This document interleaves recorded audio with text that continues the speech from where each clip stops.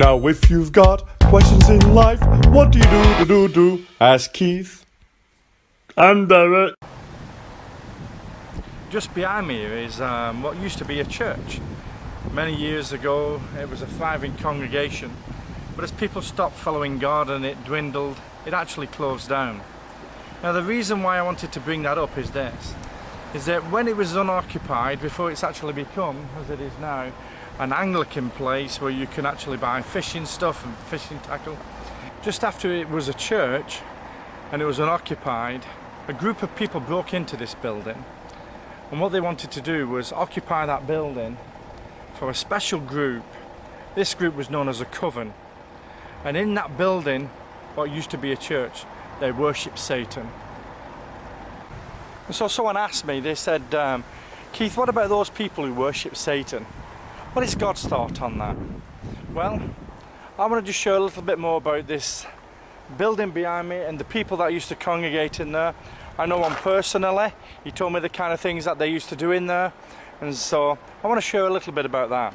So stay tuned, you never know, there might be some good outtakes at the end of this.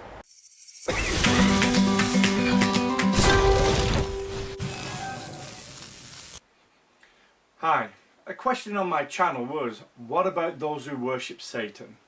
And so I'm making some assumption here as to what that question is, but my assumption is that they're asking, what is the greatest sin that someone could commit, and what happens to people like them? And they're assuming that worshipping Satan is the greatest thing that anyone can do against God. But I want to explain that in the context of the entire Bible and looking through it that way. Let me start by saying Satan. Satan is just a name given to anyone who is in opposition to God. In fact, Jesus had 12 disciples, and the greatest of them was Peter. Yet there was a time where Jesus spoke to Peter, and Peter opposed Jesus. And what he said was, there is no way we're going to let you go to that cross and die. And Jesus' words were, get behind me, Satan. Because what it was is, it was the will of God for Jesus to die on a cross, because he was dying for your sin and my sin. And on that basis, anyone who was trying to stop Jesus accomplishing that mission was seen as Satan. And so he wasn't saying to his own disciple that you are Satan, the fallen one, Lucifer. What he was saying was, is that you are opposing God in your actions. And so the word Satan just means those who are in opposition to God. Now then, with that kind of clarity, let's look at those who worship what we commonly see as Satan, being the fallen angel Lucifer, who was given the name Satan.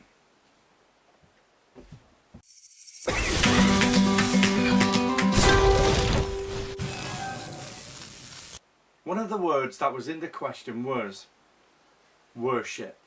Now we all exhibit some form of worship to various degrees. We can think that a football player is worthy of worship, and we can get posters of them and plaster them on the walls in our rooms. However, worship is anything that we deem worth and value of our time, and we place some kind of honour and respect to it. It may well be on a Sunday we worship our cars because we spend all day cleaning them and we have no time for God. Our cars may well be of great value and worth to us. Okay. What? If you cleaned your car, it would fall to pieces. That's because all the dirt is holding your car together.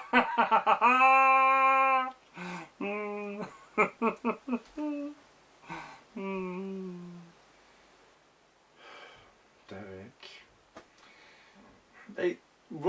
We could worship something like a mobile phone even. It's something of great value and worth, it costs a lot of money. But we spend all our days on it. Do you know what I was thinking, Keith? Okay? What, Derek? No, what I was thinking was, I thought that your wife's got your phone and she got your phone that because she thought, he worships that phone, he's on it all day. I don't think that's the case, Derek. No, I don't. Getting back to the question, worship. It's something that we connect some form of greatness to, value, worth. In other words, worth-ship. It's worth our time to actually spend time with that and to, in whatever way it is, elevate it to some greatness. Now then, in reality, the only one who is worth anything in that realm and worthy of worship is God. It's true that a footballer may well be great, but if God played football, he would be the greatest. And so, what would you value and worth more than anything else? It is obviously the greatest. And that is why God is worthy of worship. Because he's greater than anything that we can produce or make Hey, or Keith, even guess value. what? Dude, I was the greatest footballer in my day. Yeah. I don't think you was the greatest footballer. Well, at least I was the greatest footballer Listen. in Wigan. A king and a queen may well be great. Our own queen might well be great. In terms of how they ruled and reigned, they might be the greatest. However, Jesus has a title ascribed to himself. And it is the King of Kings and Lord of Lords. He is the King of all kings that ever existed. So that makes him the greatest of all kings. And he's the greatest of all lords. And so, what value and worth does that place him more than anything else that we've ever created? So God is worth worship. Can you see that? It's the greatest that is of value and worth. And so, God is the greatest in all realms. Now then, in the book of Isaiah, that's a book in the Old Testament, that's the first section of the Bible, we see that it was prophesied, in other words, spoken before it happened, what Jesus was going to do. He was going to come on the scene, and he had a title or titles given to him which would serve the purpose of what he came and what he was going to do. And it says this, for a child is born to us, that was Jesus. A son is given to us, the Son of God, Jesus, was given to us.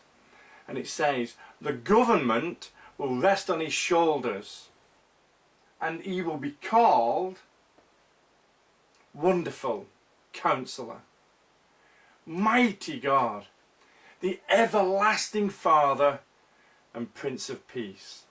When I speak to young people today, when I go out on the Fridays, Saturdays and even Sundays and engaging young people in the evenings and telling them about God, I find that they need Jesus more than ever. They don't know what an everlasting Father is because often their fathers abandon them. And there's no one to talk to, so they don't know this mighty counselor that they can spend time with and share their innermost hurts and feelings. And there is no one mighty and strong enough to carry them through. And they find themselves in torment with these things. Yet Jesus is wonderful. He's a father figure. He's mighty. He's there to listen to you. But more than that, he is the Prince of Peace. He can bring peace into your situation. And so young people, if you're listening this, I'm telling you, if you throw yourself at the foot of Jesus and cry out to him and say, God, I need you, you will find him to be all those things in your life. I found him in a similar kind of way, and he transformed my life. But getting back to the main point. The main point is that God comes over superior and better than anything, and so he's worth much more than anything that we have or know. And that makes him worthy of worship. So what about those who worship Satan? Satan is seen as a fallen angel. He rebelled against God, and there was a battle in the heavenlies, and he was cast down where he formed his own kingdom. And many of the angels followed Satan, and they are also fallen angels. Now then, here's the point. He formed his own kingdom that is in direct opposition to God. And that's why that rebellion and opposition to God is seen as satanic or Satan. Now then, 1 Samuel, this is a book in the Bible, 15:23 says that rebellion is as or is like the sin of witchcraft. And stubbornness is like iniquity or idolatry. And idolatry is worshipping another god, a false god. So because there's only one God, anything that we worship that isn't God is idolatry. Especially if we ascribe characteristics and values to it like God. And so when we talk about worshipping Satan, we're worshipping a fallen angel who has rebelled against God, and that is setting him up as an idol. And so what rebellion is and stubbornness before God, we are displaying the same kind of rebellion, and we don't want to listen to and know the value and worth of God, and we don't place what he has to say in any kind of value in our lives. And what that means is that because of our rebellion against what he's saying, against who he is, we are, in other words, in opposition to God, and we would also carry the name Satan, as it were, because we're in opposition to God. A bit like Peter, when he said, no, we're not going to let you go to the cross, to Jesus. In other words, he was trying to stop God doing what was necessary to do. And so he was opposing God. And so in a very similar way, we have all fallen, as it were, from what God had intended for us. We've come away from that, and we're all in rebellion to him. And so we're just like Satan ourselves. And so some people worship themselves, some people worship Lucifer, who was fallen. But let me tell you, we're all in rebellion, and we've all come away from God. Now then, some people think that in order to be in God's good books, as it were, we've got to be good, or at least our good has got to outweigh the bad that we are. That's not the case.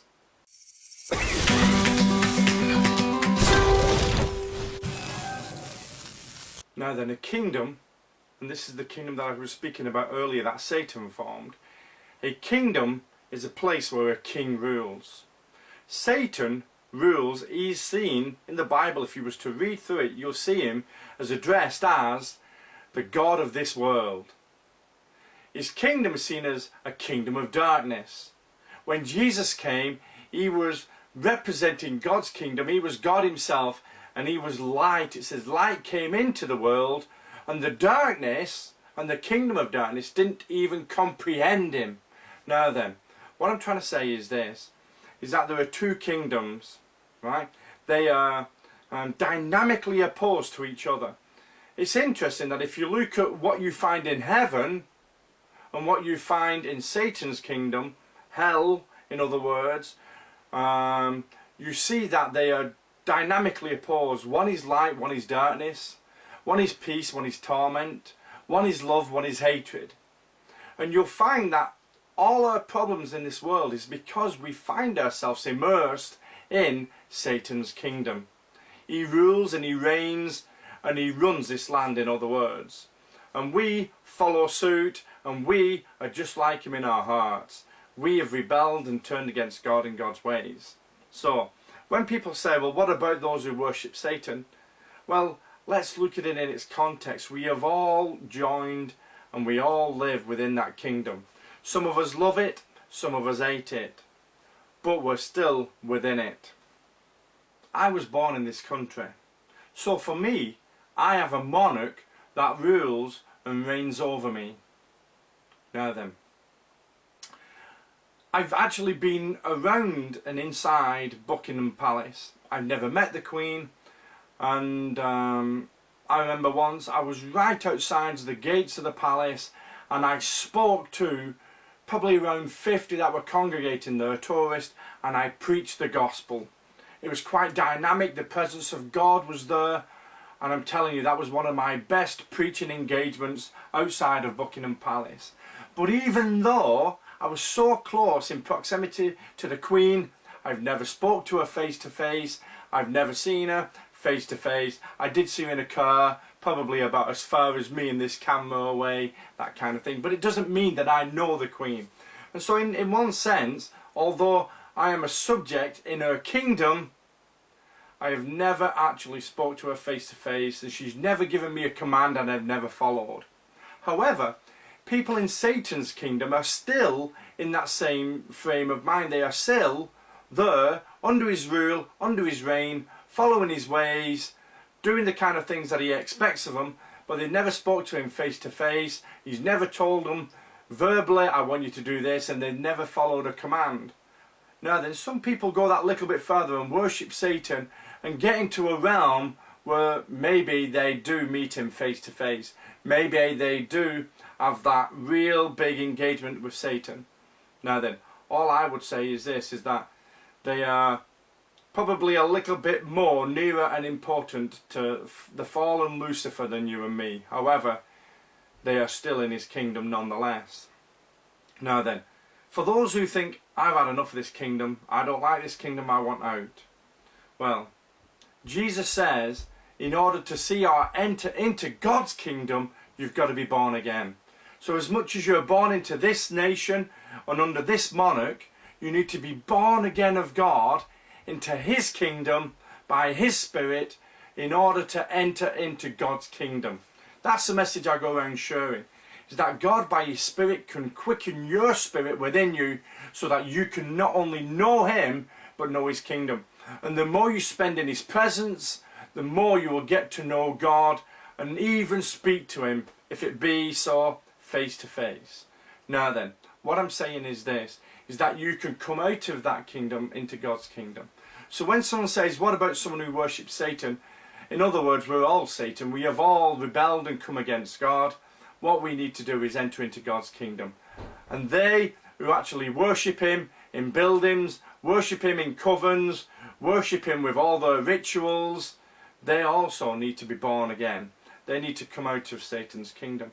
And that's why God hasn't returned again quite yet, because he's actually waiting for the likes of you and me and all those around us to stop and say, look, I hate where I am, I hate this kingdom, I hate doing these kind of things, I want to know God and his kingdom.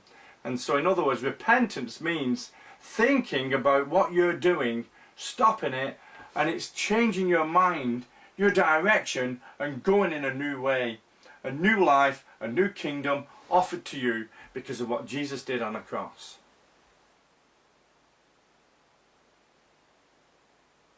So to sum up, we're all pretty much in the same boat. It says that we've all gone astray. The Bible says we've all gone astray, and each of us have rebelled and turned our own way against God.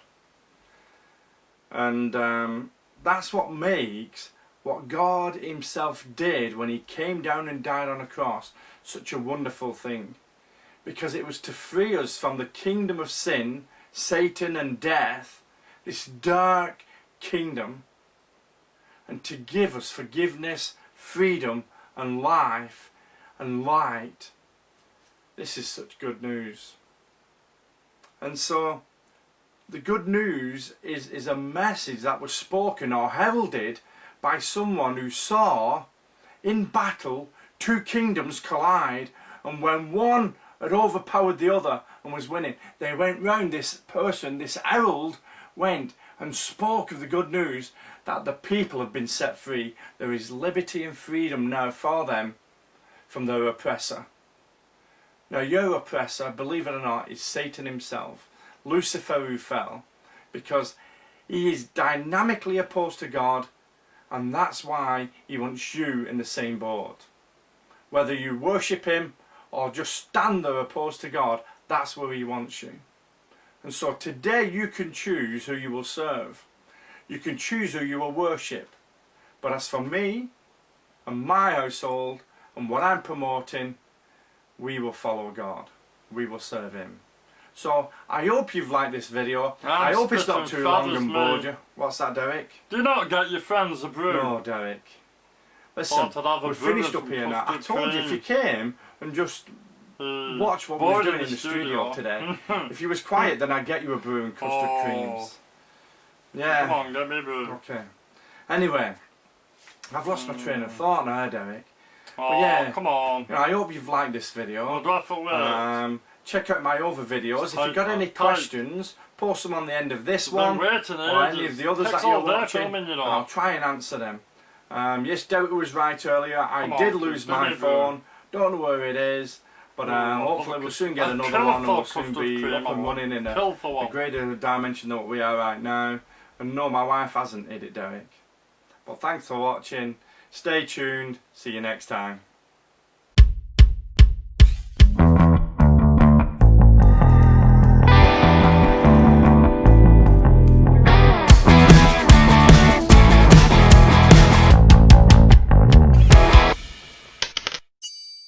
So stay tuned, you never know, there might be some good outtakes at the end of this. Listen, a king and a queen may well be great, our own queen might well be great. A king and queen might well be great. Start again. One of the words that was in the question, was worship. No, don't turn that on. Don't turn that on when I'm recording.